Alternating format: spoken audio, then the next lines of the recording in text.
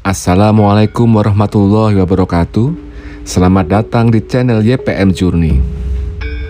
Kondisi Keraton Solo atau Keraton Surakarta saat ini begitu mengenaskan, terutama jika dibandingkan dengan dua saudaranya, yakni Keraton Yogyakarta ataupun Puro Mangkunegaran.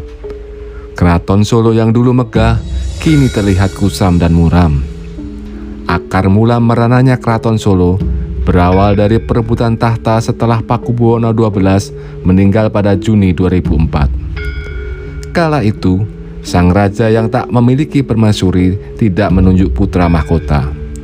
Akibatnya, anak keturunan Pakubuwono XII saling klaim sebagai pewaris tahta. Dua kubu saling mendeklarasikan diri sebagai Raja Keraton Solo. Mereka adalah Hangabei versus Tejowulan.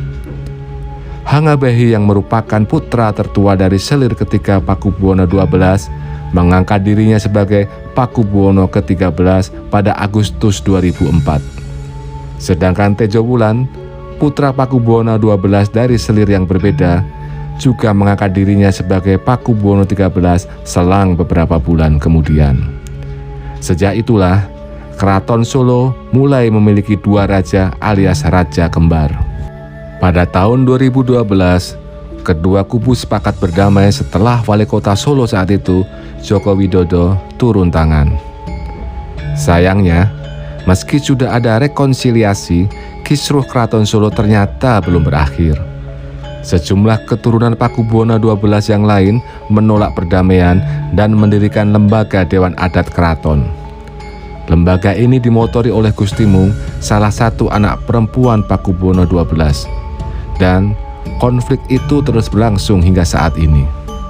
Pada Jumat 23 Desember 2022, keributan kembali pecah antara pihak lembaga Dewan Adat dan pihak Hangabei di Kamandungan atau akses pintu masuk Keraton Solo.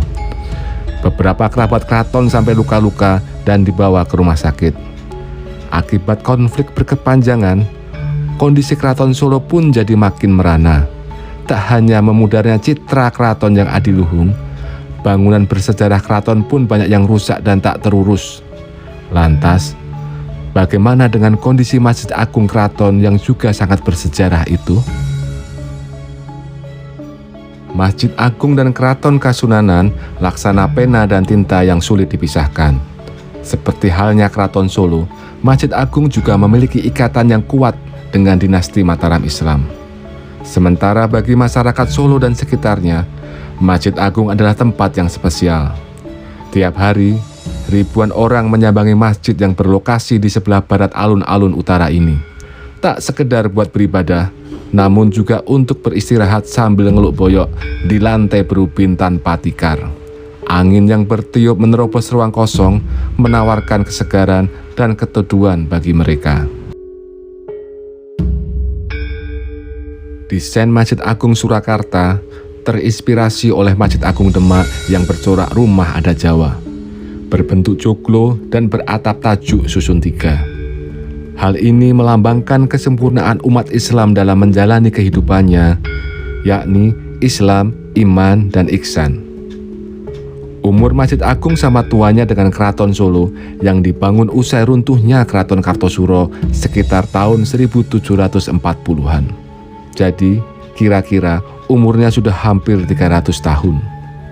Biasanya, setiap raja dari Kasunanan Surakarta atau Keraton Solo melakukan renovasi untuk memperindah dan memperkokoh masjid. Di antara raja-raja itu yang banyak melakukan pembangunan dan pengembangan adalah Pakubuwono keempat, Pakubuwono VII, dan Pakubuwono X. Setelah Pakubuwono X meninggal, raja-raja penerusnya jarang melakukan pengembangan dan renovasi masjid. Apalagi sekarang ini, saat kondisi Keraton Solo dilanda konflik internal hampir 20 tahun lamanya. Beberapa sisi bangunan terlihat mulai tak terawat dan rusak, apalagi yang berbahan baku kayu. Sejumlah sisi bangunan mulai diserang rayap. Jika ini dibiarkan, bakal mengganggu kemegahan masjid. Apalagi sebagian besar bangunan masjid ini menggunakan kayu. Awalnya, rayap itu hanya berada di Sokoguru atau tiang paling tengah. Para pengurus masjid kemudian melakukan perbaikan secara swadaya. Namun, usai genting dari bahan sirap diganti menjadi metal proof, rayap justru makin banyak. Setelah melakukan pemeriksaan secara menyeluruh bersama Balai Pelestarian Cagar Budaya Jawa Tengah, ternyata ada belasan tiang yang rusak. Sekretaris Takmir Masjid Agung Surakarta, Abdul Basit menyebut, kondisi atap ruang utama sudah sangat mengkhawatirkan. Bahkan, tidak bisa dipastikan berapa lama lagi bangunan atap itu bisa bertahan. Sayang, biaya revitalisasinya sangat besar. Pengurus masjid tidak mampu membiayai perbaikan tanpa bantuan pemerintah. Pihak pengurus masjid akhirnya menemui Wali Kota Solo, Gibran Rakabuming, untuk meminta bantuan. Pada pertemuan yang dilakukan pada awal tahun 2022, Gibran menyanggupi untuk membantu revitalisasi Masjid Agung. Namun, karena Masjid Agung berstatus cagar budaya, perbaikan harus dilakukan dengan hati-hati. Mesti selalu berkonsultasi dengan Balai Pelestarian Cagar Budaya. Gibran pun sudah mengumpulkan data tentang kerusakan-kerusakan di Masjid Agung untuk dimintakan bantuan anggaran ke Kementerian PUPR. Tim dari Kementerian PUPR sudah melakukan survei ke lokasi Masjid Agung. Dengan dana APBN yang sudah dianggarkan, rencana proses perbaikan dan revitalisasi Masjid Agung akan dimulai pada tahun 2023. Alhamdulillah, semoga upaya perbaikan bisa segera terrealisasi. Waalaikumsalam warahmatullahi wabarakatuh.